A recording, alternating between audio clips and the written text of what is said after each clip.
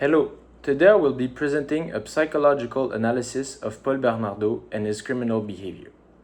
In my presentation, I will examine the crimes that were committed by Bernardo and I will try to analyze them by using psychological concepts that relate to dominance, control, emotional detachment, and also behavioral reinforcements.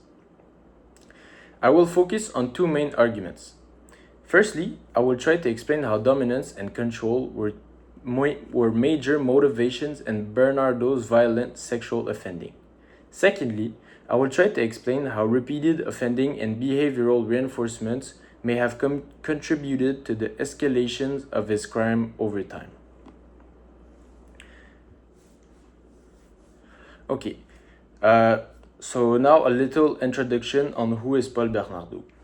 Paul Bernardo is a Canadian serial rapist and also a murderer who committed multiple violent sexual offenses and murders during the late 1980s and early 1990s in Ontario, Canada. Paul Bernardo became widely known as the Scarborough Rapist because of a series of sexual assaults that were committed in Scarborough before different investigators connected him to later murders.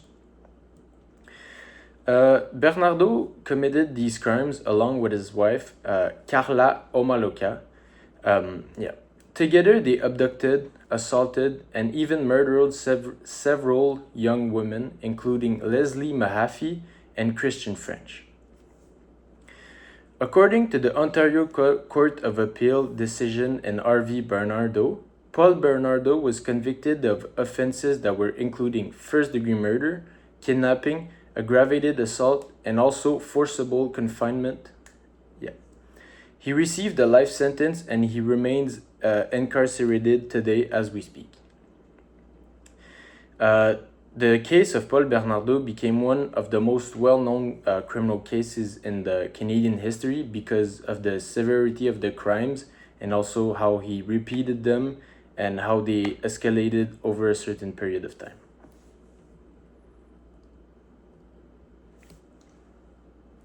Okay. Before we examine the psychological arguments, I think it's important to understand that some behavioral patterns are associated with Bernardo's crimes.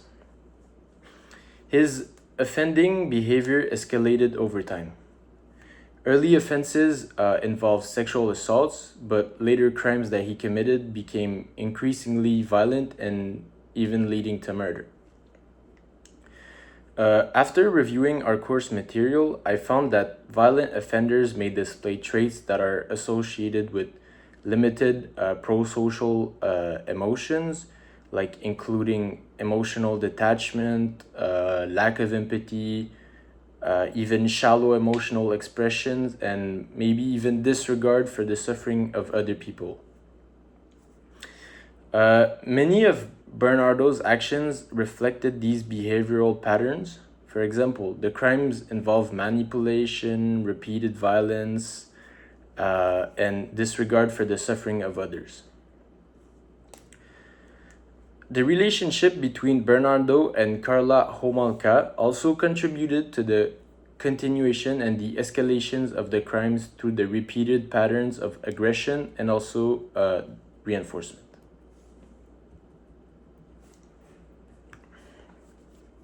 Alright, so now for my first argument. My first argument is focusing on dominance, control, pleasure-related harm, and violent sexual offending. Research in criminal psychology are suggesting that violent sexual offenders are motivated not only by sexual desires, but also by the need to dominate, to control, and to psychologically overpower their victims. According to Nicholas Groth and H. Jean Birnbaum in 1979, sexual violence is often connected to power, anger, and aggression rather than simple gratification. In these situations, offenders may experience psychological reward through controlling and also arming their victims. I found that research by William Cheshire in 2004 are also suggesting that repeated violent behaviors can become reinforcing over time, especially when the offenders are demonstrating emotional detachment and also a sense of reduced empathy. I think that these concepts are very important when we try to analyze offenders whose crimes involve repeated violence, humiliation, and also domination. Okay, now I'm gonna apply my argument number one to Paul Bernardo. Paul Bernardo's crimes, they strongly reflected patterns that were associated with dominance-based violent offending. The assaults involved significant control over victims, including confinement, intimidation, humiliation, and also repeated violence over time. These crimes, like I said, they escalated over time, moving from sexual assault all the way to murder. I think that this escalation suggests that the violence itself became an important part of the offending behavior rather than simply like a secondary element. I think that our course material related to conduct disorder and limited prosocial emotions are helping to explain some of these patterns. Bernardo demonstrated behaviors that are associated with emotional detachment, aggression, and also a lack of concern for how the victims felt. The repeated nature of the offenses also is suggesting that the behavior may have been psychologically reinforcing over the time. Overall, I think that Bernardo's crimes are supporting the argument that dominance, control, and pleasure-related harm played a central role in his offending behavior.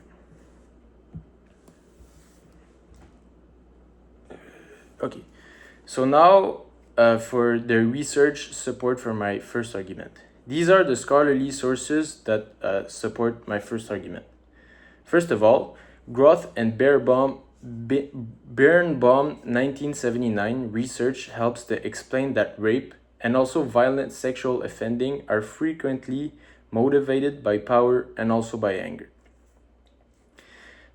This is supporting the idea that Bernardo's crimes were connected to dominance and control rather than only sexual desire. Cheshire 2004 research, it also suggests that personality characteristics and psychological motivations can contribute to sexual aggressions and also to violent behavior. Finally, research by William Marshall and Howard Barberry in 1994 identified very important behavioral differences between sexual offenders and non-offenders, particularly regarding the aggression and the control. I think that together these sources can help to explain the idea that the violent sexual offending involves psychological motivations that is related to power, emotional detachment, and also aggression. Okay, now for my second argument. My second argument is focusing more on social learning theory and the behavioral reinforcement. According to the social learning theory, behaviors can become strengthened and repeated when they are reinforced. Reinforcement occurs when a behavior is producing some type of psychological reward or a desired outcome for the offender. Our course material also explains that aggressive and even coercive behaviors may even become normalized through the repeated exposure and repeated actions. I found that when offenders repeatedly commit crimes without immediate consequences, the behavior may even become increasingly reinforced over time. I think that this helps to contribute to escalation, where the offenses can become more severe or more violent over time. Overall, I think that these concepts are very important to understanding serial offending patterns. Okay, now I will apply my second argument to Paul Bernardo's case. Paul Bernardo's criminal behavior reflected several patterns that are associated with behavioral reinforcement and also escalations. The crimes were not isolated incidents, instead, there was a repeated pattern of offending over multiple years. Over time, the behavior escalated from sexual assaults to increasingly violent crimes, including even murder. Over time, social learning theory helps to explain how repeated successful offending can even reduce psychological barriers and how it can normalize aggression. I also found that the continued offending, despite increasing the risk, can also suggest that the behavior becomes more increasingly rewarding or normalized for Bernardo. I think that this argument can help to explain why some offenders escalate over time rather than stopping after their first criminal acts. Okay, here are some research support for my second argument. Research on social learning and behavioral reinforcement can support this argument. First of all, Gerald Patterson's coercive process model helps to explain that aggressive behavior can become reinforced and how it is repeated through ongoing behavioral patterns. Secondly, the American Psychiatric Association course material also helps to explain that coercive and aggressive interactions may even strengthen over time through reinforcements. In cases of serial violent offending, like Paul Bernardo, repeated crimes may even reduce emotional barriers, normalize aggression, and it can also contribute to escalation. I think that all of this framework helps to explain the progression and why the repetition that was observed in Bernardo's criminal behavior.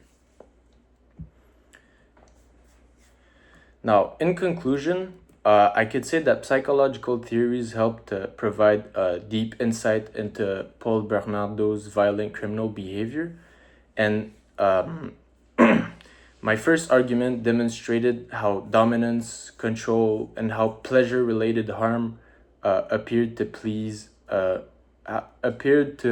play a major role in his violent sexual offending. My second argument helped to explain how repeated offending and how behavioral reinforcements may have contributed to the escalation and the continuations of crime over a long period of time. Overall, I think that this case demonstrates how psychological concepts such as emotional detachment, aggression dominance, and also reinforcements can help to explain patterns of violent serial offending. So that's it. Thank you.